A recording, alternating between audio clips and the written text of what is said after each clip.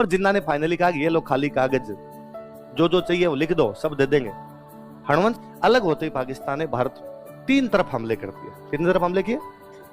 उसने एक हमला किया कश्मीर, एक हमला किया बलूचिस्तान, एक हमला किया जैसलमेर।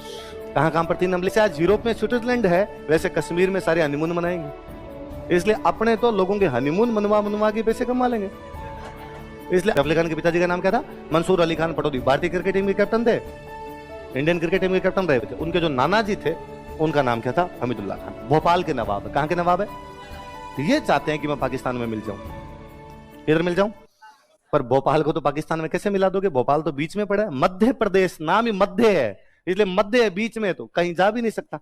इसलिए हमीदुल्लाह खान के दिमाग में बड़ी जोरदार प्लानिंग थी। भोपाल मध्य प्रदेश में, फिर एक दो कोई छोटी मोटी रियासतें और, उसके बाद आया अपना धौलपुर। क्या जाए अपना? इधर इनके टच करता हुआ, इधर मध्य प्रदेश के टच करता हुआ, अपने इन भोपाल धौलपुर वालों के ग्वालियर के साइड में टच करता हुआ आ जाए अपना मेवाड़। बिजोलिया ग्वालियर के उधर टच किया करता था, वहां तक बाउंड्री थी। धौलपुर ग्वालियर के टच करता, तो इधर कौन सा जाए आपका? मेवाड़। मेवाड़ के एकदम टच करता हुआ मारवाड़, मारवाड़ के एकदम टच करता हुआ जैसलमेर, और जैसलमेर के आगे पाकिस्तान। ये लोकेशन है। हमीदुल्लाह खान ये चाहते हैं कि मैं पाकिस्तान के अंदर मिलूं। यदि पाकिस्तान मिलना, इसका मतलब ये सारी भी किसमें मिलनी चाहिए? पाकिस्तान। उन्होंने धौलपुर वाले राजा से बातचीत की, उदय भान सिंह से।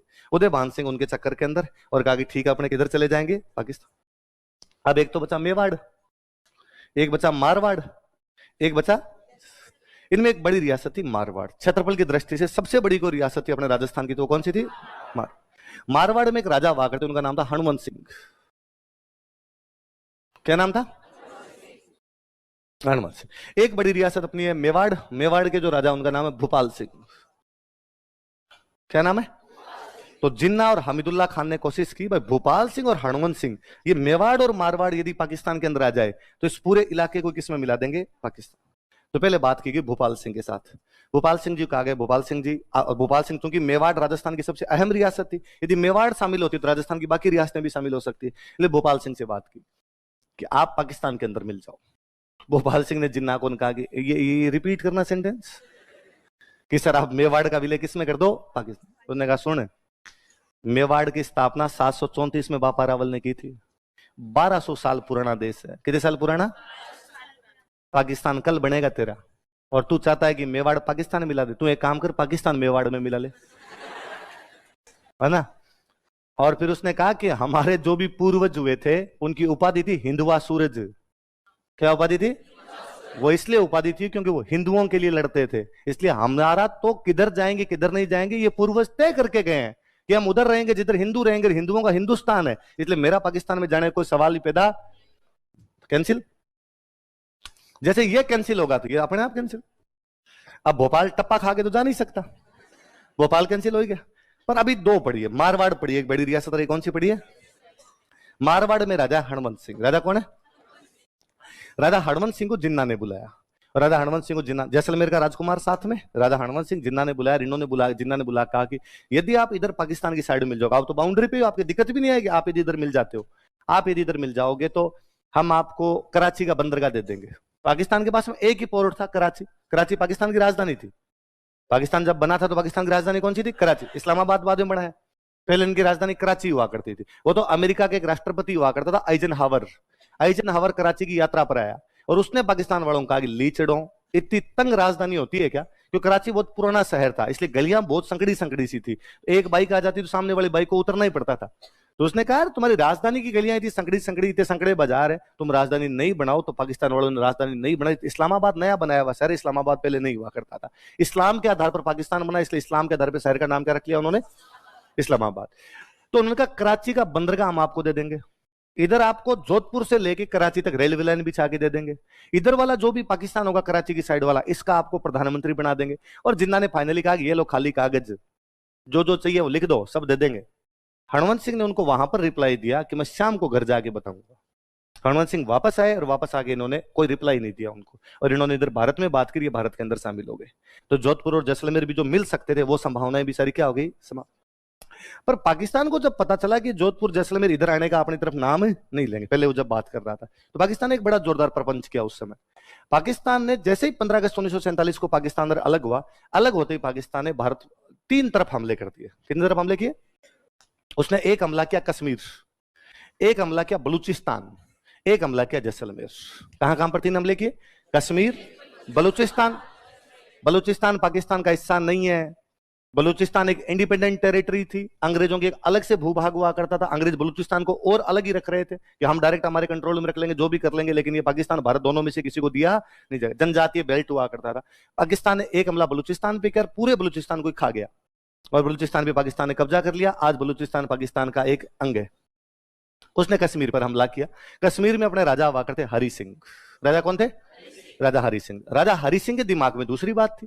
राजा हरि सिंह के दिमाग में यह बात हुआ करती थी कि भाई ये कश्मीर है, तो कश्मीर की बाउंड्री एक तरफ लगती है पाकिस्तान से, एक तरफ लगती है अफगानिस्तान से, एक तरफ लगती है रसिया से। जब ये उज्बेकिस्तान, तुर्कमेनिस्तान, ये तो 1991 में बने, 1991, तब तक तो देश कौन सा हुआ करता? रसिया। तो रसिया की बाउंड्री डायरेक्ट कश्मीर की लगती है अपने। एक बाउंड्री लगती है चाइना की, एक बाउंड्री लगती है तिब्बत की, और इधर से बाउंड्री लगती है इंडिया की। इतने सारे देशों की बाउंड्री कश्मीर की लगती थी। इसलिए कश्मीर का यह मानना था कि हम एक देश बनाएंगे और ये सारे घूमने कश्मीर आएंगे। जैसे आज यूरोप में स्विट्जरलैंड है, वैसे कश्मीर में सारे हनीमून मनाएंगे। इसलिए अपने तो लोगों के हनीमून मनवा मनवा के पैसे कमा लेंगे। इसलिए अपने को किधर भी जाने की आवश्यकता। पाकिस्तान उधर से कश्मीर पे हमला कर देता है। जैसे ही पाकिस्तान ने हमला किया, पाकिस्तान की आर्मी आधे तक यहां तक पहुंच गई मान लो। कश्मीर के राजा ने अपनी सेना भेजी, भाई लड़ो पाकिस्तान से जाके। कश्मीर के राजा की सेना पाकिस्तान से मिल गई। कैसे मिल गई?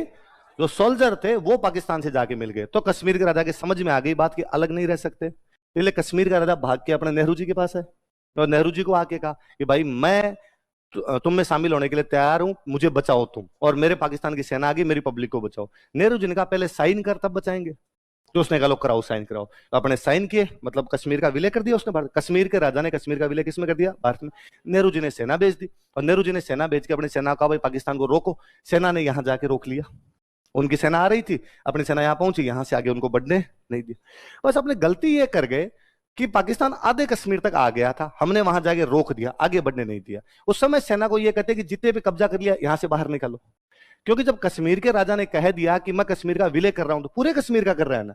पूरे कश्मीर कर रहा है तो पूरा कश्मीर हमारा है। यदि पूरा कश्मीर हमारा है तो फिर जिस आधे पे कब्जा कर लिया उसको छुड़वाने का अधिकार भी हमारे पास है। पर तब हम नए नए आजाद हुए थे, तब दिमाग नहीं लगाया और नेहरू जी ने कहा लड़ाई नहीं करनी, हम तो यूएनओ में जाएंगे। संयुक्त राष्ट्र संघ नया नया बना था और यूएनओ कहता भी था कि कोई लड़ेगा तो मैं पंचायती करूंगा। ये तो बाद में पता चला कि यूएनओ के पास कुछ ही नहीं है, फालतू की पंचायती करता है। और नेहरू जी इस मामले को कहां पे ले गए? यूएनओ ने जाते ही कहा कि यहां पे जनमत संग्रह करवा लो। क्या करवा लो? रेफरेंडम। जनता से पूछ लो कि वो इंडिया में रहना चाहता है पाकिस्तान। जैसे उन्होंने कहा जनता से पूछ लो, नेहरू जी बहुत अच्छे से जानते थे, जनता से पूछ लो, जनता कहेगी कश्मीर पाकिस्तान में दो, कश्मीर किधर दो। तो नेहरू जी ने कहा नहीं खेल रहा, नहीं खेल रहा, मैं तो चीटिंग है, चीटिंग और गलती से आ गए, ये तो बाइलेटरल मैटर है, द्विपक्षीय मामला है। अब ये हुआ कि जितने पे पाकिस्तान आ गया था वो कश्मीर पाकिस्तान के पास, जितना अपने पास रह गया वो कश्मीर अपना। इसलिए अपने तो कहते हैं पीओके, पाक ऑक्यूपाइड कश्मीर, पाकिस्तान कहता आईओके, इंडियन ऑक्यूपाइड कश्मीर। इसलिए कश्मीर बीच का ही होके रह गया। तो बलूचिस्तान तो खा गया पूरा, कश्मीर खा गया आधा। एक हमला किया जैसलमेर पे। कहां पे हमला किया? जब जैसलमेर पे हमला किया तो जैसलमेर में राजा को, जवाहर सिंह राजा थे, जवाहर सिंह लगा पार पड़ेगी नहीं। तो राजा ने हाथों हाथ जोधपुर के राजा के पास मैसेज किया, राजा जी पाकिस्तान का हमला हो गया, आपकी सहायता की आवश्यकता है। जोधपुर में राजा हणवंत सिंह, राजा कौन है? हणवंत सिंह ने अपनी एयरफोर्स और अपनी इन्फेंट्री दोनों जैसलमेर की रक्षा के लिए भेज दी। Exactly air force. जब तक जोधपुर भारत में नहीं मिला था, जोधपुर एक अलग देश था, जोधपुर के पास एयरफोर्स थी, 12 हवाई अड्डे थे। कितने हवाई अड्डे थे भाई? सीधी सी बात है, जोधपुर के राजा को लंदन जाना तो फिर कैसे जाएगा? हवाई अड्डा तो होना चाहिए ना उसके बाद। तो पूरे आर्मी बेस, एयरफोर्स बेस सब कुछ थे इनके पास में अपने। तो जोधपुर के राजा ने अपनी एयरफोर्स भेजी, अपनी इन्फेंट्री भेजी। एयरफोर्स ने जाके ऊपर से पता लगाया कि यार ज्यादा सैनिक नहीं आ रहे, उधर पाकिस्तान की तरफ से थोड़े से लोग आ रहे हैं, वो भी पाकिस्तान वाले सेना की ड्रेस में नहीं है, जनजातियों वहां के जो लोग रहते हैं उनके कपड़े पहन के वहां से आ रहे हैं। और जैसलमेर के कई गांव को उन्होंने लूटना शुरू कर दिया, कई गांवों पे कब्जा कर लिया, एक दो थानों पे कब्जा करके हथियार उठा के ले गए वहां से। इसलिए जोधपुर के राजा ने जैसलमेर के राजा को कहा कि एयरफोर्स लगाने की तो आवश्यकता नहीं है, हमारी इन्फेंट्री जो है वो पाकिस्तान की इन्फेंट्री को हरा के भगा देगी। इसलिए जोधपुर की सेना ने पाकिस्तान की साथी हुई सेना को हरा के भगा दिया। तो जैसलमेर ये बहुत अच्छे से जानता था कि हमारा अस्तित्व है किस पे टिका हुआ है? जिधर जोधपुर जाएगा उधर अपने को रहना पड़ेगा, वरना अपने एक साइड के अंदर क्या आ जाता है, पाकिस्तान। इसलिए अपनी रक्षा किसने की थी, जोधपुर। इसलिए जैसलमेर का स्टैंड क्लियर था कि जिधर जोधपुर को भेजो, जोधपुर को राज्य बनाओ तो हमें जोधपुर में मिला दो, जोधपुर राजस्थान में मिलाओ तो जोधपुर को हमें भी राजस्थान में मिला दो, जैसा आप जोधपुर के साथ करेंगे वैसा हम कर लेंगे। आई बात समझो। तो पाकिस्तान 3 हमले करता है, कश्मीर खा गया आधा, कश्मीर पे कब्जा नहीं कर पाया, सॉरी जैसलमेर पे कब्जा नहीं कर पाए, बलूचिस्तान खा गया पूरा। इसलिए बलूचिस्तान आज भी मांग करता है कि हमें पाकिस्तान से अलग होना है, हम पाकिस्तान का हिस्सा नहीं है, हमें चाहिए आजादी। और बलूचिस्तान बाकायदा अपनी सरकार बनाता है, बलूचों की सरकार है, अलग से उनका राष्ट्रपति बनता है। वो कहता है हमारा पाकिस्तान के साथ कोई ताल्लुकात नहीं, हमारा राष्ट्रपति अलग, हमारा प्रधानमंत्री अलग। लेकिन यदि वो राष्ट्रपति और प्रधानमंत्री बलूचिस्तान में रहे तब तो पाकिस्तान उनको पकड़ के फांसी लगा दे। इसलिए बलूचिस्तान की पूरी सरकार रहती है स्वीडन। कहां पे रहती है, स्वीडन रहती है। और स्वीडन में बैठ के वहां पे कहती है आज नहीं तो कल आजाद तो करवाएंगे। और जिस दिन आजाद करवाएंगे सरकार की आवश्यकता पड़ेगी तो राष्ट्रपति प्रधानमंत्री स्वीडन से सीधे सीधे कहां चले जाएंगे।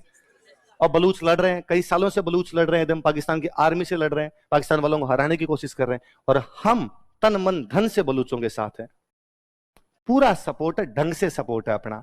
2015 में मोदी जी लाल किले से भाषण दे रहे थे, भाषण में बोल और गए कि भारत को तथा बलूचिस्तान को आजादी के दिन की हार्दिक शुभकामनाएं। तो पाकिस्तान ने अपोज किया कि बलूचिस्तान को बधाई किस बात की, तुम अपनी अपनी बधाई ले लो। तो मोदी जी का हो गया निकल जाता के बारे से, सॉरी अपने कोई बात नहीं, आगे से ध्यान रखेंगे। तो इधर भारत सरकार ने तो कहा हो गया यूं हो गया होगा। उधर से बलूचिस्तान का जो राष्ट्रपति स्वीडन में बैठा है उसका हाथों हाथ ट्वीट आया कि भारत के प्रधानमंत्री माननीय नरेंद्र भाई दामोदर भाई मोदी को मेरे हृदय की अनंतिम तल की गहराइयों के साथ स्वागत है। बलूचों के संघर्ष में हिंदुस्तान ने जो हमारे साथ खड़े रहने का जज्बा दिखाया है, हम बलूच हमेशा हिंदुस्तान के आभारी रहेंगे और अपने बहुत ढंग से साथ में। और बलूच लगे हुए बेचारे, आज नहीं तो कल बलूच ले लेंगे। सीधा सीधा अपने सपोर्ट कर नहीं सकते क्योंकि बाद में इधर उधर के पेंच कहीं अड़ जाते हैं, बाकी अपना ढंग से सपोर्ट है। अभी 3-4 महीने पहले बलूचों ने पाकिस्तान का एक एयरक्राफ्ट गिरा लिया, उसमें 12 आर्मी कमांडर थे। पाकिस्तान के 12 आर्मी कमांडर जा रहे थे, एक मिसाइल मार के पूरा गिरा गए वो बलूचों ने। और उस दिन जैसे इधर बलूच गिराते उधर वो स्वीडन में जो उनका राष्ट्रपति बैठा वो जिंदाबाद का नारा लगाता उधर। थोड़े दिन पहले बलूचों की एक लड़की जो कि काफी एमएससी फिजिक्स थी या फिलोसॉफी को एमए थी, मतलब बहुत अच्छी पढ़ी लिखी लड़की, सुसाइड बॉम्बर बन के एक इनके आर्मी वाला कोई और अफसर था उसके घर में घुस गई, धड़ाम उड़ा गई, सब कुछ उड़ा गई। तो बलूच बहुत ढंग से लगे में, आज नहीं तो कल बेचारे आजादी तो लेंगे अपने उनके साथ में कि बलूचों को आजादी मिलनी चाहिए। कोई देश पर कोई कब्जा कैसे कर सकता है, तो बलूचों को आजादी मिल जाए। तो जैसलमेर वाले जानते थे कि यार अपनी हालत भी बलूचों की या कश्मीर की तरह हो जाएगी यदि अपने किसके साथ में नहीं गए। तो एक बात और, जैसलमेर के राजा थे उस समय जवाहर सिंह। तो कहते हैं कि जब पाकिस्तान का हमला उधर से हुआ तो जोधपुर के राजा हनुमंत सिंह ने जवाहर सिंह के पास मैसेज भेजा कि हमारी सेना पाकिस्तान की सेना को रिटेलिएट करके भगा देगी, मैं आपके लिए एक वायुयान भेज रहा हूं, एक विमान भेज रहा हूं, आप इसमें बैठिए और जोधपुर आ जाइए।